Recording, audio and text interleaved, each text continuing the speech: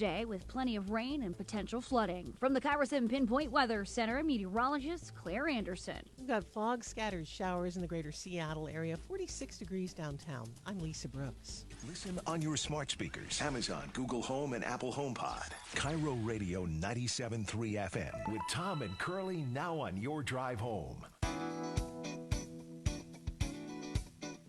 From the Carter Subaru Studios, this is the G and Ursula Show with G. Scott and Ursula Reutin. Happy Wednesday, everybody. Yes, it is the G and Ursula Show. Ursula, you doing okay? I'm doing well. Yeah? I cannot believe the time flies. It does fly. A lot of folks texting in. And by the way, we're going to be addressing these texts in about 11:45. Our producer today said she's never seen so many texts, and we do want you to know that we are reading every single one of them. Oh, we read your texts. Yeah. I mean, if they don't make it on the air, just know that we're hearing you. Oh, yeah, we hear you. Absolutely. And, of course, at 11:30, we'll talk about some other stuff. We'll talk about some stuff going on with the homeless and everything like that. We'll talk about that. But right now, let's get on with the show.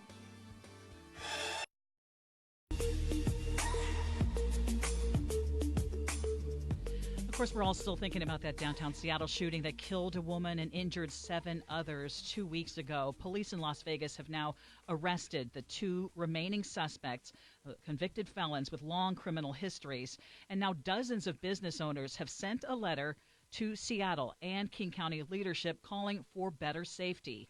We get more on that from KIRO 7 TV's Michael Spears. The letter, which called the recent deadly shooting avoidable, was sent the same day that 2 of the 3 suspects appeared in court in Las Vegas, now awaiting extradition. Talk is what we've done. Talk's cheap. Greg Smith lives downtown and owns a business here. You don't want to be able to walk outside and worry about your family. His name, one of more than 200 on a letter sent to King County and Seattle leadership Tuesday, calling on them to put the taxpayer money where their mouths are and immediately and permanently take back 3rd Avenue to make downtown safer. One of our goals here on the G and Ursula Show is to not only bring up the serious problems facing our community, but to also look into possible solutions. So we decided to call in an expert in crime prevention. At least that's what his organization is trying to do.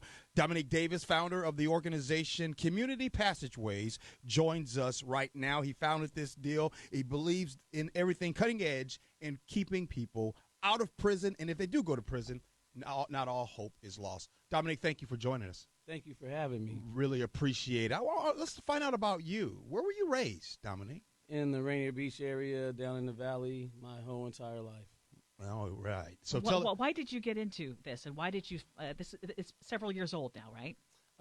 Community Passageways is now about 3.5 years old, but I started another diversion program back in 2011 with a team of people. I was one of the founders of another one, and that's what kind of spurred me off into doing this work at this level. You talk about what it was like for you personally growing up. Well, I grew up in the Rainier Valley, and we all know that Rainier Valley has a history of a lot of violence and gunplay in the community. And as I grew up there, I was an athlete. I went to Rainier Beach High School. I played Little League football down there, and I was a pretty exceptional running back. And my dreams and hopes and ambitions of taking that career further down the road was something that I ended up missing because I let the streets suck that out of my career, out of my life, out of my goal. I had to choose, and I didn't know I had to choose. I was trying to do both. And so the streets kind of stole my dreams. So as I started coaching Little League, as I came back into the neighborhood, when I went away for a little while, I came back in the neighborhood, started coaching Little League, started working with other young people in the community. I started seeing them going down the same track. And so in my heart, I wanted to try to stop them from following my footsteps and a lot of my friends' footsteps and dealing with all the murders and all the shootings and all the stuff we had to deal with in that community. And so that's kind of what took my heart into this direction. How did the streets grab you? Fast money, nice cars. I wanted things that I didn't have. My family didn't have a lot of money. I was kind of on my own at a very early age. I was in my first apartment a little bit over 15, around 15 years old or so. Had my first kid around 16. And so I grew up fast at a young age. And so having money and cars and clothes and everything that I didn't have, and once I got a taste of that, it was no turning back. So what was the turning point for you? That how bad did it get to the point where you said, I've got to change? When I started seeing all these funeral after funeral, young person after young person getting convicted for long stretches, and I couldn't sit back and not do nothing anymore. And one thing, there was back in 2015, there was a really bad summer we had. I mean, this is pretty bad what's going on now, and it is pretty bad, but that was a real big turning point for me in doing this work. Beforehand, I knew I had to change my life because I have children, and I didn't want them to fall into these traps, so I started going in a different direction in my life. But this 2015 period, that summer, I don't know, like 38, 40 young people have been murdered over a span of 4, 5, 6 months. You remember that? That was just crazy. And so I had seen the scene of one of the crimes. A 15-year-old had got murdered, and I ended up bumping into the crime scene and going to that because we answered a lot of crime scenes. And when I seen them, I was like, I have to do something more. So I started Community Passageways. The vision came to me. It's a felony diversion program, and we want to make sure that we are attacking the issue through the whole pipeline, to be proactive and preventive and be in schools and community, to be inside the system and do diversion work in courtrooms to help people divert out, and then also to work with people that are incarcerated and reentering back in the community. We're joined here by Dominique Davis. He is the founder of the organization Community Passageways. And Dominique, I talked to you the other day, and you said something that I had never heard said before, and it was very simple. You said, G, once the police are called, it's too late. Something has happened, and your goal is trying to prevent the police from being called. Talk about that. Exactly. We have to be proactive. See, I have credible messengers, people in the community that have been there and done that and has an ear to the streets. And we know who's doing what, and we can find out who's doing what and navigate those streets to try to be proactive and pull them out of the situations they're in, get them back into school. A lot of them just want to have a normal life, but they fall into these traps, right? And so getting them back in school, getting them back engaged in their education, getting them back engaged in sports, getting them a job, some job training, some job support. We make relationships with different organizations and different employers that are hiring our kids, and even got some of the parents' jobs. And so we make sure that they're getting a living wage. We open up bank accounts for them, help them understand what direct deposit is. And right now we're going to be starting financial literacy classes, doing budgets for young people. We get people to college. We get people jobs. Actually, I just started a business with 2 of the young men that were both facing prison time.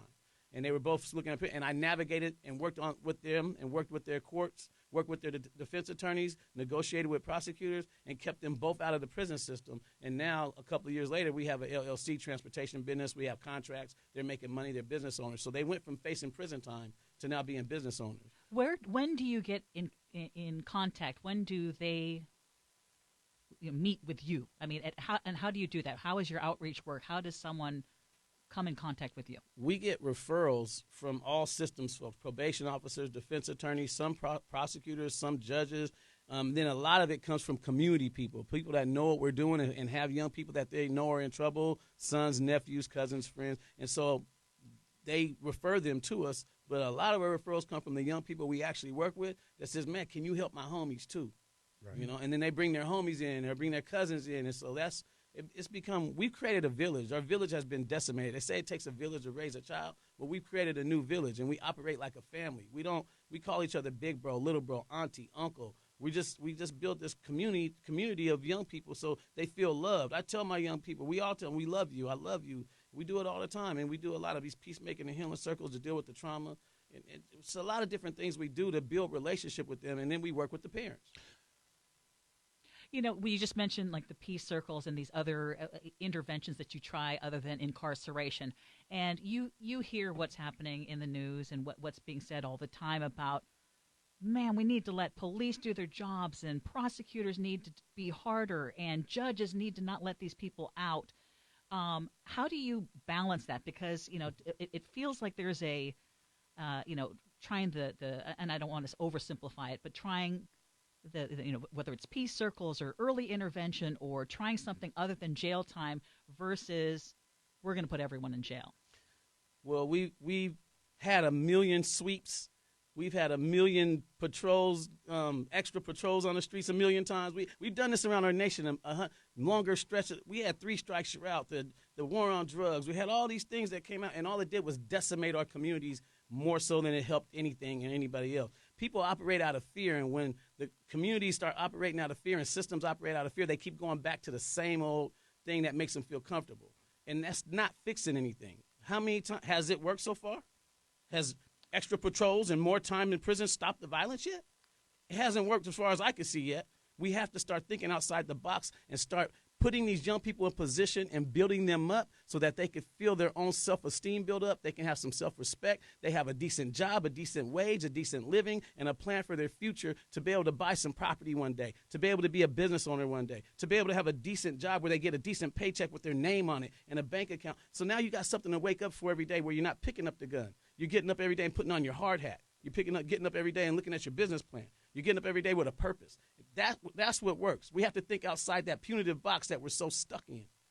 When you heard about what happened in downtown Seattle 2 weeks ago, I don't know, did you ever get in contact with the suspects who've been named? No, I never contacted them. I've seen them around the hood. There's connections and whatnot. But here's what I'm saying. Those young men have been through the system so many times and had so many charges and been in and out the system so long, nobody never had them go get some help, go get an opportunity, go get plugged into some community-based organizations that are really going to embrace them and put them in a different position so that they can get up every day with some hope and some purpose. From what I know of, I'll just talk about one of the young men. Dad was in prison most of his life, mom on drugs most of his life. He couch surfed, he ate at different people's houses and all that. What if we were able to take that young man, get him a job, get him in school, have a support system of community ambassadors, which what I call my mentors, surround him and give him some love and affection and make sure we hold his hand so that he knows we're going to help you through this education process. We're going to help you get a job. We're going to help you get an apartment. We're going to make you feel whole again, right? That shooting would have never happened. You talk about something. By the way, that is the voice of Dominique Davis. He is the founder of the organization Community Passageways. He joins us here on the G and Ursula show. You just made mention, and you talked about one of the suspects, and dad was in prison, mom, and all the things that was going on. I want to speak to maybe things that happened in yesteryear that we are, as a society, kind of paying for today, 30 years ago. Like you said, the war on drugs, the crack epidemic, and putting all of these people in jail. And you mentioned our village being decimated. Speak to that. So at the end of the day, we are feeling the repercussions of 3 strikes, you're out. We're feeling the repercussions of the crack epidemic when the government came and dropped crack into our communities, when guns were flooded into our communities, when gangs were formed, when jobs and opportunities were closed, so this stuff just exploded. We're feeling 4 generations of the repercussions of that. Now we have a whole bunch of young people running the streets in our communities around the nation that have been fatherless, and their father's been fatherless, and their father's been, you see what I'm saying? So it's a domino effect. What we tend to forget is, well, here's the problem. When you have to say, okay, we have to change the way the system operates. We have to change the way we think. Now institutions have to look in the mirror at themselves and have to judge how they've operated for all these years and what the damage that has been caused through these institutions, right? But it's easy not to look in the mirror when you just say, more patrols, lock them all up. Now nobody has to look in the mirror, and everybody, the communities that want to feel safe, all of a sudden, oh yeah, more police on the street, great, I feel better now.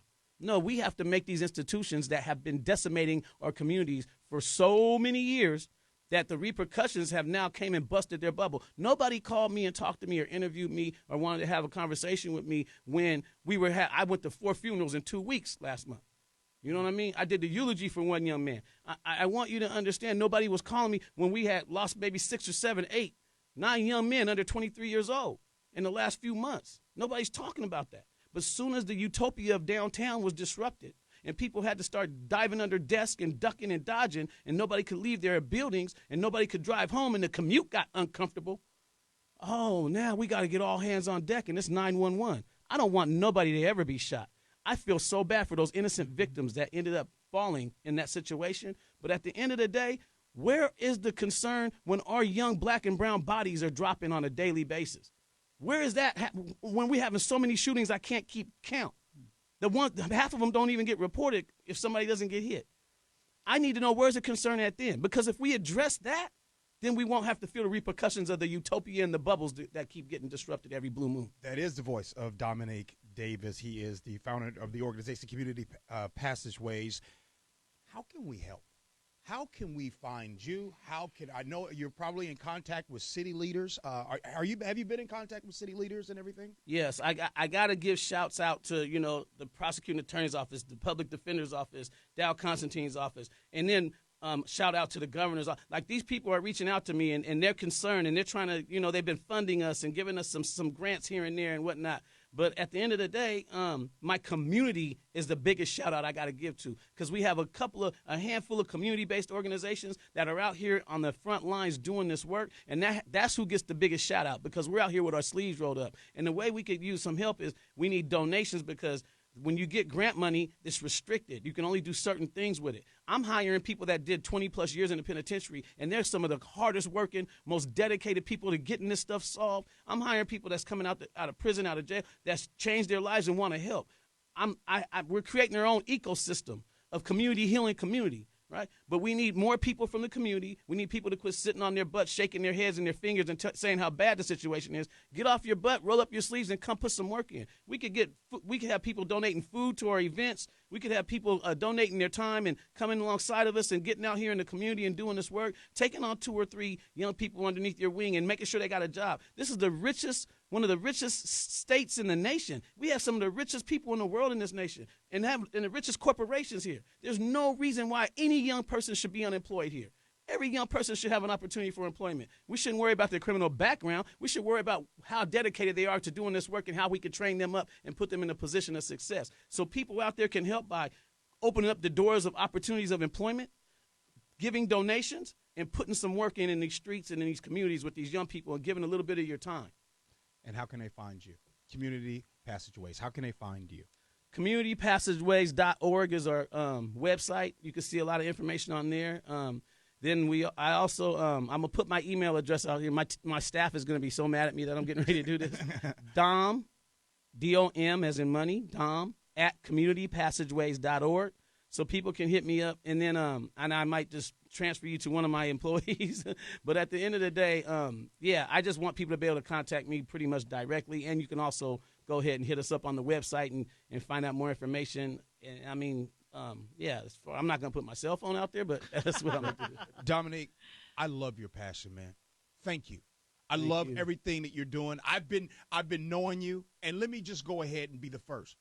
I apologize that it took what happened downtown Seattle for me to call you to come on my show. So I'll be the first one to admit I made a mistake. I should have been hitting you up earlier. All right? Thank you, brother. Yes, sir. Bro. And thank you. Thank you. Peace and love, my man. Peace Love you. and love. Much love. 11:30 out comes up next. We take your texts. It's the G and Ursula Show.